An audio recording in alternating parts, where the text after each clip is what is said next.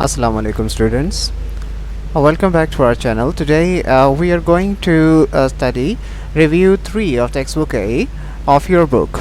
And in this review, unit number 9, 10, 11 and 12 will be included. So here we're going to start. First of all, in comprehension, section A, we are required to answer the following questions. First question is, describe some qualities of the nurse in the story. Right? You people must recapitulate. It is unit number 9, all is not lost. So answer is, the nurse is kind, caring, dutiful and committed to her profession. Because you people have already read that story, how the nurse, how did the nurse rescue a hopeless patient. Alright. Number 2, what are the causes of drug addiction? Right. It is from unit 10, drug addiction. Genetic factors. Genetic factors means that we inherit, right? That are related to inheritance. Domestic environment. It means home conditions, the situations prevailed in our homes. Psychological issues, right? It is something related to our psyche. Social circumstances, right? Environment where we are living, our environment, right? And bad fellows. Bad fellows means our friends, people we used to keep the company, cause drug addiction. All right. What is the role of counseling in preventing drug addiction? Okay, counseling is very important for the treatment of the drug addicts. It should be continued even after the patient is cured. It prevents the patient's return to the disease again. Very simple. So number 4, what are the responsibilities of the families to ensure complete recovery of drug addicts? They should take the drug victims to the rehabilitation centers. Then after their recovery, they should keep an eye on them. They should also continue to seek the doctor's advice in this regard. Students, these are all very common sayings you people already know. How do you define noise pollution? Noise pollution, it is a chapter, noise pollution. Noise that disrupts normal functioning of life is referred to as noise pollution. How is transport a source of noise pollution? Noise producing vehicles and the sounds of horns make transport a source of noise pollution. What kind of precautions may reduce noise coming from electronic devices? Right. Mobile phones should be kept on silent mode. Electronic appliances should be used noiselessly. These precautions might reduce noise pollution. Okay. Next, who was Helen Keller? It is from unit number 12, 3 Days to See. Helen Keller, obviously, she was the writer of the story. Answer, Helen Keller was an American lady. She became deaf and blind at the age of 19 months. She was the first blind lady who got the degree of Bachelor of Arts. What did she want to introduce in universities and why? Students, this question was not included in the unit, but it is related to that unit, right? So you must know about this, the saying that she wanted to introduce in universities. She wanted to establish a course, how to use your eyes. By studying such course, the students will learn how to add joy to their lives by really seeing what passes before them unnoticed. Clear? Okay, next question. To me, the pageant of seasons and unending drama. Comment. Okay, this is a quote from the same the prose. Its answer is, Helen Keller says that the sights of various seasons are like the acts of an endless drama. She enjoys every act of this drama without being able to see it. Right? She cannot see, but she can, feel all the things that are in her environment. Next section is vocabulary. Choose the correct option. Its first statement, the opposite of satisfied, is there are 4 options: unsatisfied, insatisfied, non-satisfied and dissatisfied. Okay, there are 2 options that may be correct: unsatisfied and dissatisfied. Right? Choose the correct spelling. Convolutions. A It's the correct option. Number 3, which of the following means the same as gradually? Gradually means slowly, right? But here quickly, speedily and hurriedly means options A, B and D are all opposite to gradually. Only steadily means option C is just the same what the gradually means. Which of the following does not mean the same as manifold? Manifold. Manifold, various, many and diverse means the options A, C and D all mean the same, except the option B, that is few. Grammar. A bar, choose the correct option. The teacher said to us, work hard. This is something about narration. Obviously you people do not learn how to change direct to indirect or indirect to direct narrations in level 9. Obviously in next level, level 10, you people will obviously learn how to change these narrations, and obviously will have a lot of practice there. But for your convenience, I will just let you know that in this the reported clause, the thing that we are quoting here, what the teacher said, work hard. Work hard is something that we are quoting in inverted commas, right? This we have to state in our own words.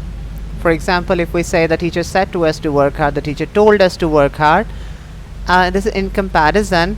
It is something that is related to imperative sentences, and in imperative sentences, person who is saying something, who's talking to us, he's saying us to do something or saying us to avoid to do something, right?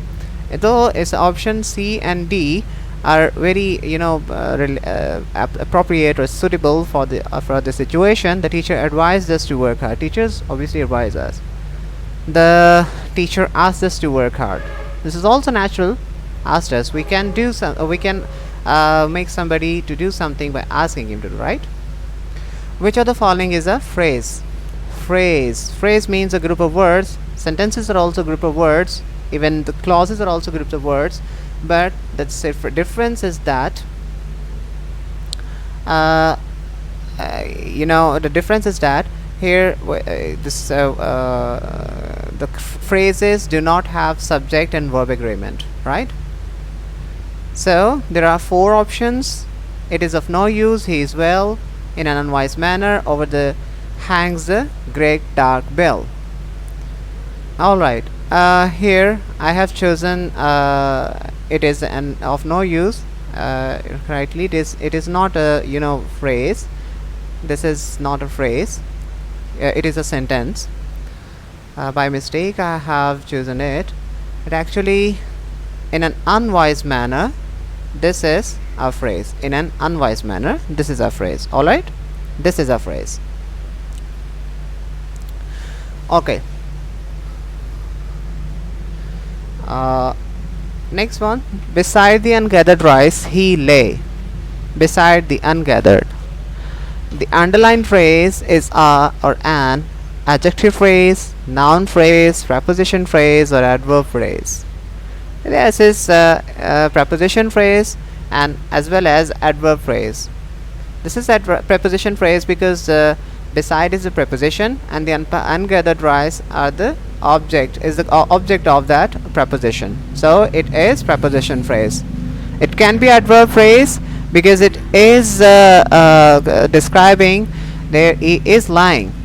He's laying, I'm sorry. So it is adverb of place as well. But in your book till now there is no mention of adverb phrases, so you must choose preposition phrase. I have chosen the 2 options here because you for the conceptual clarification.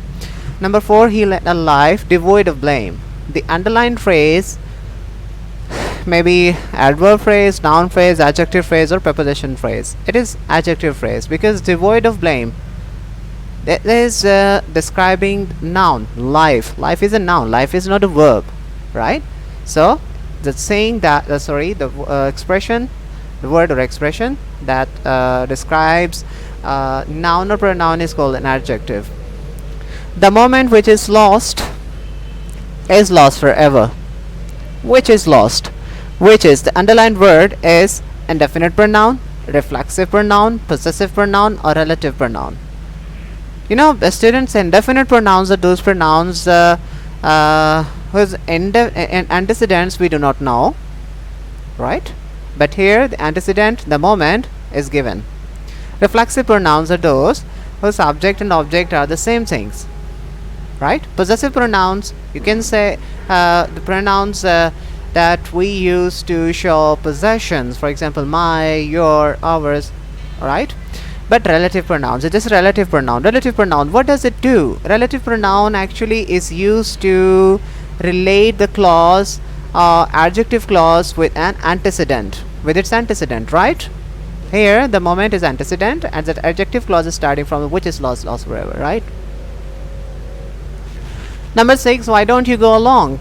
This is something of preposition. You have to learn that we use with along, with this word along. The government has levied more taxes. Dash the salary structure has not been improved. According to the situation, the transition device but is more suitable. That was the reason why he came late. Why he came late. The underlined clause is adverb clause, adjective clause, noun clause, or none of these. Actually, students, there may be a confusion. It may be that we can say it looks like an adverb as well, but it is not adverb, because that was the reason. Here you do not find any of any action verb that requires more modification or description, right? So in this clause, why he came late, the very clause is denoting an action, and we cannot say that this clause is describing the action that is being mentioned in the same clause. So it is adjective clause because it is describing reason. That is a noun. Number 9, he came when night had fallen. When night had fallen, right? It is mentioning the time, right? It is very simple to write. The underlined clause is an condition it is an adverb clause. I have it has been omitted here. I should have written here its clause, adverb clause. Condition, place, time, or reason. This is an adverb clause of time.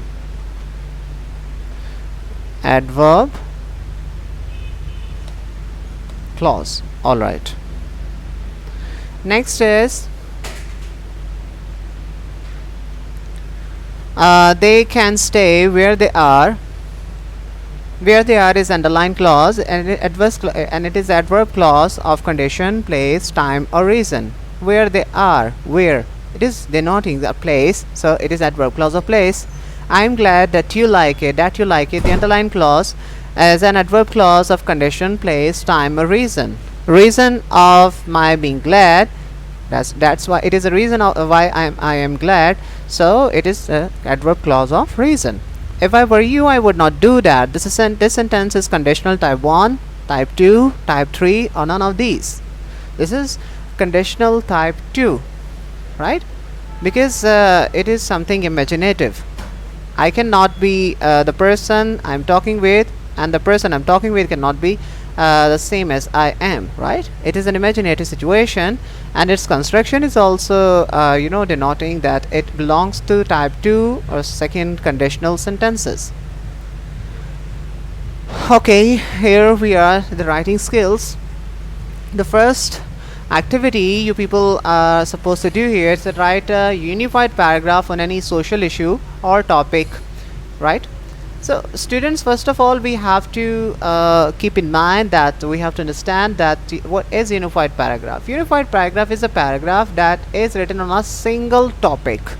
Every sentence of this paragraph must be focused on that single topic, and this topic you can mostly find from the topic sentence, means the first sentence of the paragraph. All right, here for your convenience I am giving a paragraph, but you can also find such examples, such solutions from your notes as well. So I'm starting here. How to keep our town clean.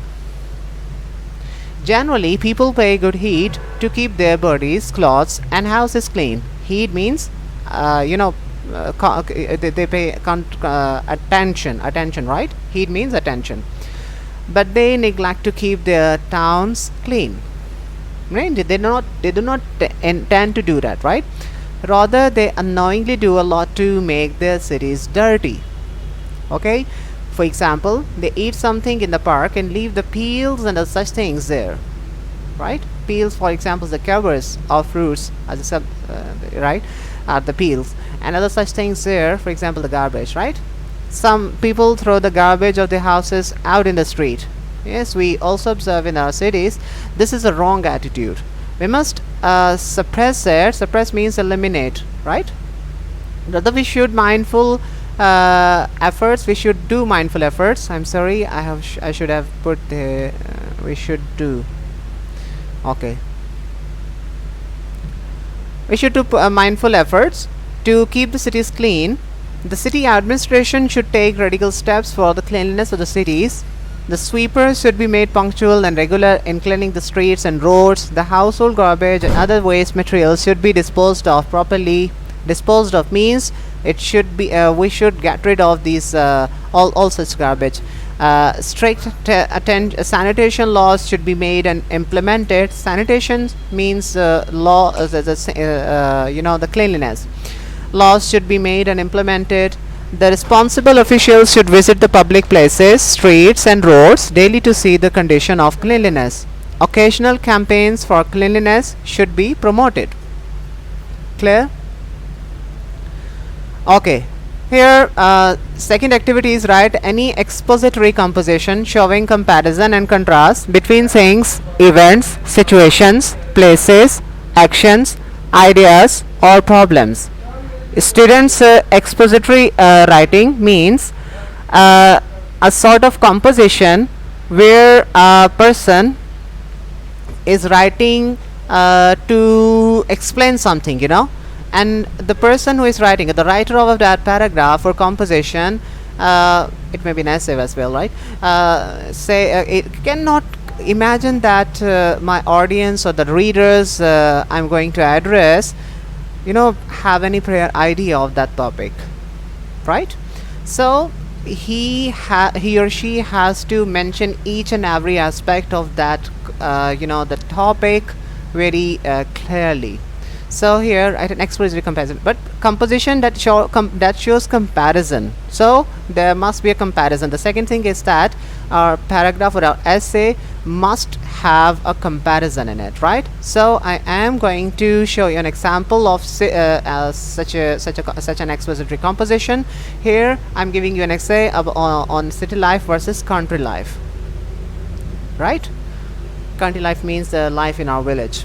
The city life in first paragraph. I'm not sharing the whole paragraph or whole essay with you. It is an essay, honestly speaking. So I'm not sharing the whole essay with you, but I am sharing with you the very important parts, or you can say the important scheme of making such an essay, such a composition.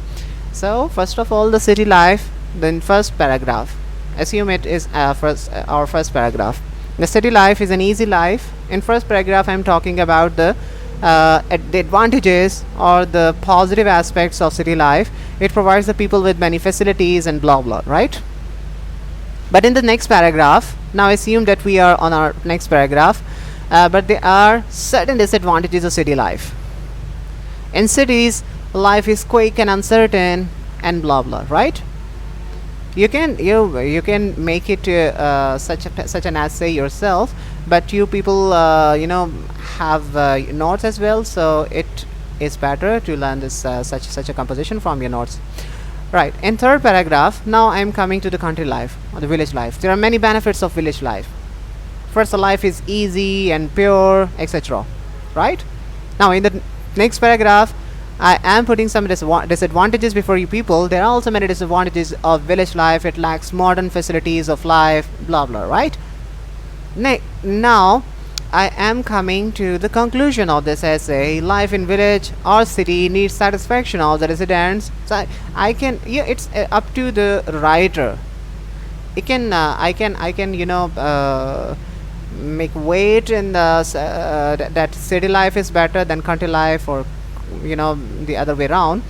uh, I can conclude it very moderately that both are both sorts of life are lives are very convenient if we have satisfaction of minds, right? This is an example or sample how can we write an expository composition. Now the last activity is write an essay on a general subject. So there are many essays on general subjects in your textbook Grammar and Composition, right? So you can find such a composition there. Okay, students.